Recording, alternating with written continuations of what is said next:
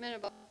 Bugün birlikte figür üzerine kot efekti vermeyi yapacağız beraber. Sulu boyayla çalışacağız arkadaşlar bu sefer. Ben Van Gogh sulu boya kullanıyorum.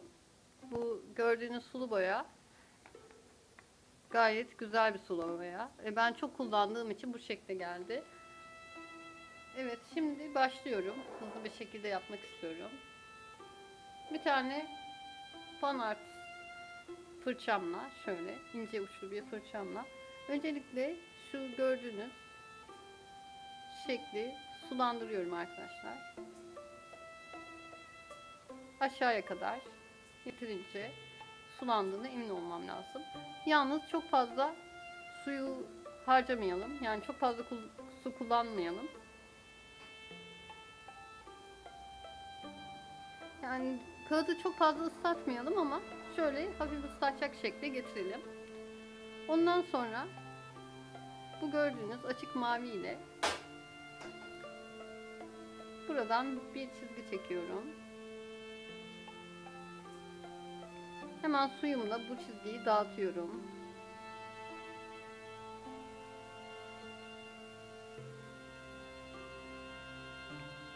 Dağıldığına emin olana kadar dağıtıyorum. Evet, şimdi daha koyu maviyi alıyorum ve şu gölgede kalan kısımlara uyguluyorum. Ama bir yandan da suyla dağıtıyorum. Diğer açık maviyle karışmasını sağlıyorum. Bunu hızlı bir şekilde yapmam gerekiyor. Evet. Şimdi tekrar koyu maviyi alıyorum. Şu gördüğünüz kıvrıma bunu kullanıyorum. Sonra hemen suyla tekrar dağıtıyorum.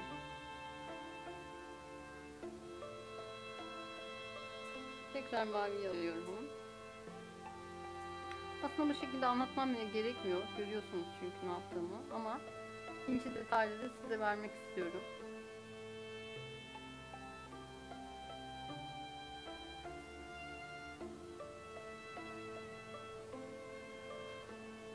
Böyle var olan tasarımların üzerinden, yani çizilmiş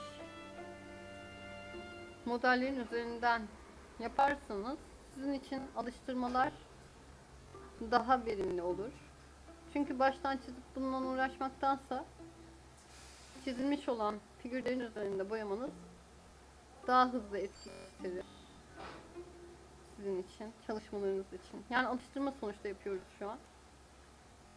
Alıştırma yaparken size göstermek istedim. Şurayı açıklık olarak bırakmak istiyorum. Beyaz bir açıklık. Sanki oraya güneş gelmiş de orası aydınlık kalmış gibi olsun istiyorum. Tabii ışık gölgesi çok dikkat etmeniz gerekiyor. Işık gölge kıyafette en önemli şey. Yani kıyafeti göstermek için gereken en önemli efekt. Böyle. Bunları tekrar karıştırıyorum suyla. Alt kısmı, şurası gölgede kalan kısım, o yüzden daha koyu yapıyorum bu kısmı. Bu şekilde.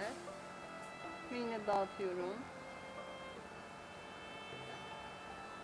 Tekrar alıyorum koyuyu. Şuranın koyu olduğunu belirtmek istiyorum şu şekilde. Aynı şekilde bu kıvrımların da öyle.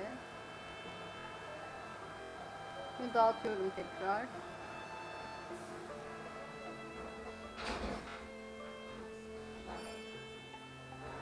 Evet, şu an yavaş yavaş ortaya çıkıyor. Şimdi bunun da şu yanını, şu kıvrımlarını iyice göstermeye çalışıyorum.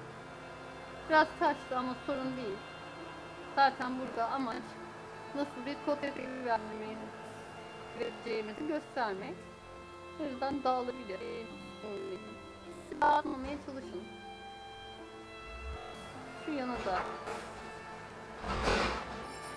biraz fazla aldım. Hemen bunu dağıtıyorum. Çöp kamyonunda geleceği şu an. Gelmedi. Sabahtan beri şimdi gelecek.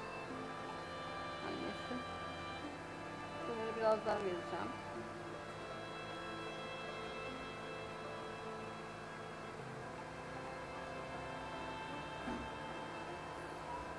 Evet, gördüğünüz gibi bol bir kot pantolon bu ve biz de buna iyice kot efekti verdik.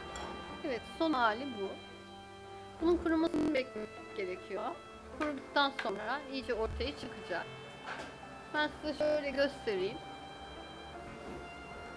Evet. Bu şekilde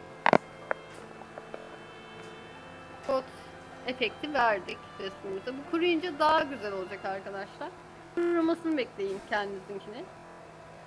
Evet, teşekkür ediyorum. Eğer videoyu beğenirseniz beğen tuşuna basınız. Abone olursanız da çok sevinirim. İyi günler, mutlu kalın, hoşça kalın.